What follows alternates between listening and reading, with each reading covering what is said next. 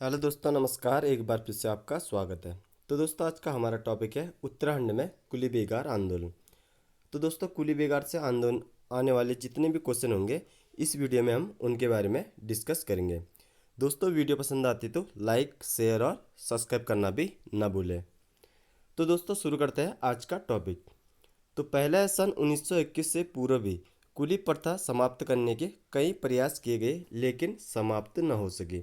तो दोस्तों, 1921 से पहले भी क्या किया गया? कुली प्रथा को समाप्त करने के कई प्रयास किए गए लेकिन समाप्त न हो सके।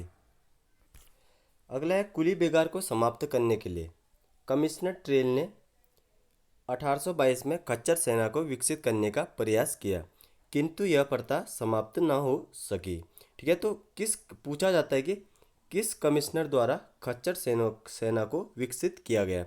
तो यह दोस्तों कमिश्नर ट्रेल द्वारा खच्चर सेना का विकसित किया गया था। ठीक है, और ये पूछा जाता है कि कमिश्नर ट्रेल ने खच्चर सेना को कब विकसित किया? तो ये किया था 1822 ईस्वी में। ठीक है, ऐसा कमिश्नर ट्रेल ने खच्चर सेना का विकसित करने के बाद भी क्या हुआ था? कुलीय प्रथा समाप्त न हो सकी थी। अगला है, 1840 में सर्वप्रथम लोहाघाट के आसपास के ग्रामीणों ने अपने उत्पादों को लोहाघाट छावनी में बेचना बंद कर दिया था, क्योंकि उनसे ज़बरदस्ती बर्दाश्त ली जाती थी। साथ ही उन्होंने सैनिकों का सामान ले जाने से भी मना कर दिया था। ठीक है, तो सर्वप्रथम कहाँ किया था? लोहाघाट में किया था 1840 ईस्वी में। जो लोहाघाट के आसपास के ग्रामीण थे उन्होंने लोहाघाट छावनी यानी कि जो गोरे अंग्रेजों की जो छावनी होगी वहाँ क्या कर दिया था? अपना सामान बेचना बंद कर दिया था। और दोस्तों, उन्हीं सैनिकों का क्या करते थे? लोहाघाट के जो लोग थे सैनिकों का सामान भी ढोया करते थे, उन्होंने वो भी बंद कर दिया था 1840 में। अगला है, 1844 में अंग्रेज यात्री विलग्रिम को सोमेश्वर से अल्मोड़ा के बीच कुली पर्याप्त नहीं मिली थी। ठीक है, तो 1844 में कौन आए थे अंग्रेजी यात्री? तो विलग्रिम आए थे, जिन्हें सोमेश्वर से अल्मोड़ा तक क्या नहीं मिली थी? कुली नहीं मिली थी। अगला है, 1850 जब विशाल पिथौरागढ़ में के बेगार मुक्त ग्रामीणों से बेगार ली गई तो उन्होंने सशक्त विरोध किया और अपने को बेगार मुक्त कराया। यानी कि पिथौरागढ़ को बेगार मुक्त कब कराया गया? तो 1850 में कराया गया था। अगला है, 1857 में कुली उपलब्ध कराना अत्यधिक कठिन हो गया और कमिश्नर रैमजे को जेल के कैदियों को इस काम में लगाना पड़ा। उसी दौरान खत्याड़ी अल्मोड़ा के ग्रामीणों ने इस प्रथा के विरुद्ध आवाज़ उठाई थी। ठीक है, तो पूछा जाता है कि किस कमिश्नर ने कुली काम के लिए कैदियों का प्रयोग किया था? तो ये थे कमिश्नर रैमजे द्वारा क्या किया गया था? जो भी जेल में थे कैदियों उनके द्वारा कराते थे वो ये कुली बेगार काम करवाते थे। इसी विरुद्ध क्या किया था? खत्याड़ी गांव के जो लोग ग्रामीण थे उन्होंने इसके विरुद्ध आवाज़ उठाई थी। सन 1903 में जब लॉर्ड कर्जन अल्मोड़ा होते हुए गलवाल को जा रहे थे तो गौरीदत्त बिष्ट और टोटा सिलिंग के महंत नारायण दास ने लॉर्ड कर्जन से जंगलात व कुली बेगार के संबंध में चर्चा की। तो क्वेश्चन बन सकता है कि लॉर्ड कर्जन अल्मोड़ा कब आए, यानी कि उत्तराखंड कब आए? तो 1903 में आए थे ये लॉर्ड कर्जन उत्तराखंड। ठीक है, और इन्होंने किस किसने बात की? तो लॉर्ड कर्जन से तो गौरीदत्त बिष्ट और टोटा सिलिंग के दोस्तों महंत थे, नारायण दास ने उनसे बात की थी जंगलात और कुली बेगार के बारे में। कुली बेगार को सफल बनाने के लिए कुमाऊं परिषद के कांसीपुर अधिवेशन में निर्णय लिया गया था। ठीक है, तो कुली बेगार को सफल बनाने के लिए कुमाऊं के किस परिषद में निर्णय लिया गया था दोस्तों? ये लिया गया था कांसीपुर के अधिवेशन में निर्णय लिया गया था। 13-14 जनवरी 1921 में संक्रांति के दिन, ठीक है, संक्रांति के दिन बागेश्वर के सरयू नदी के तट पर कुली बेगार का अंत कराया गया था। ठीक है, तो कुली बेगार का अंत कब हो गया था? 13-14 जनवरी 1921 को। इसे असहयोग की पहली ईंट और रक्तहीन क्रांति के नाम से भी संबोधित किया जाता है। तो दोस्तों, ये इंपॉर्टेंट है, इसको आप नोट डाउन भी कर सकते हैं। तो कुली बेगार आंदोलन को क्या कहा जाता है? तो इसे असहयोग आंदोलन की पहली ईंट, ठीक है, इसे असहयोग आंदोलन की पहली ईंट और रक्तहीन क्रांति के नाम से भी जाना जाता है। किसे? कुली बेगार आंदोलन को। ठीक है, इससे क्वेश्चन भी बन सकता है कि किस क्रांति को, यानी कि असहयोग आंदोलन की पहली ईंट और रक्तहीन क्रांति के नाम से भी जाना जाता है। तो ये था असहयोग आंदोलन। उस समय कुमाऊं के डिप्टी कमिश्नर डाइबल थे। ठीक है, तो कुली बेगार आंदोलन के समय कुमाऊं के डिप्टी कमिश्नर कौन थे? ये थे डाइबल। और कमिश्नर कौन थे? तो ये थे पर्सी विंडम। ठीक है, पर्सी विंडम। ठीक है, तो डिप्टी कमिश्नर कौन थे? तो कमिश्नर डाइबल थे। और कमिश्नर कौन थे? तो पर्सी विंडम थे।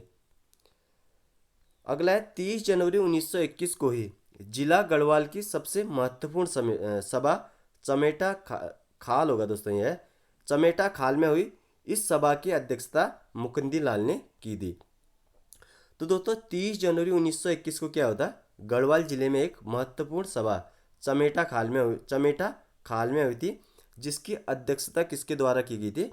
मुकुंदी लाल द्वारा की गई थी। अगला है 10 जनवरी 1921 को चिरंजी लाल शाह, बी.डी. पांडे, हरगोविंद पांडे सहित कुमाऊं परिषद के लगभग 50 कार्यकर्ता बागेश्वर पहुंचे। 12 जनवरी को बागेश्वर में जुलूस निकाला और बैनर में कुली उतार बंद करो लिखा तथा पूरे कत्यूरी बाजार से डुंग बाजार तक घुमाया गया था। ठीक है, तो डुंग बाजार और कत्यूरी बाजार भी कहाँ हो गए दोस्तों? बागेश्वर में हो गए। ठीक है, तो जो थे हमारे चिरंजी लाल शाह, बी.डी. पांडे और हरगोविंद पांडे सहित कुमाऊं के जितने कुमाऊं परिषद के लगभग 50 लोगों ने क्या किया था? 10 जनवरी 1921 में क्या किया था? बागेश्वर में एक क्या चलाया था? जुलूस चलाया था, एक बैनर निकाला था और उसमें क्या लिखा था? कुली उतार बंद करो। और ये कहाँ से कहाँ तक चली? तो कत्यूरी बाजार से डुंग बाजार तक ये जुलूस चला था। अगला है 1921 में मनमोहन यानी कि मोहन सिंह मेहता को गिरफ्तार कर लिया। यह ब्रिटिशकालीन कुमाऊं कमिश्नर के स्वतंत्रता सेनापति की प्रथम राजनीतिक गिरफ्तारी थी। ठीक है, तो उन्हें जो मनमोहन यानी कि मोहन सिंह मेहता की कौन सी गिरफ्तारी थी? तो प्रथम राजनीतिक गिरफ्तारी थी मोहन मेहता की। 1916 से 1926 के मध्य कुमाऊं परिषद का इतिहास ही कुमाऊं कमिश्नरी में राष्ट्रीय आंदोलन का इतिहास है। ठीक है, 1916 से 1926 के मध्य कुमाऊं परिषद का इतिहास ही कुमाऊं कमिश्नरी में राष्ट्रीय आंदोलन का इतिहास है। सन 1921 में पंडित मुकुंद राम ने देहरादून में बैलगाड़ियों द्वारा गोरों का सामान ढोने का आंदोलन चलाया था। तो दोस्तों देहरादून में आंदोलन कब चला था गोरों के विरुद्ध? तो 1921 में चला था। और किसके द्वारा चला था? तो पंडित मुकुंद राम द्वारा चलाया गया था दोस्तों देहरादून में। तो पूछा जा सकता है कि देहरादून में कुली बेगार आंदोलन का नेतृत्व किसके द्वारा किया गया और देहरादून में कब हुआ? तो ये होता है देहरादून में 1921 में और पंडित मुकुंद राम द्वारा चला गया था देहरादून में कुलियों यानी कि गोरों के विरुद्ध कुली बेगार आंदोलन।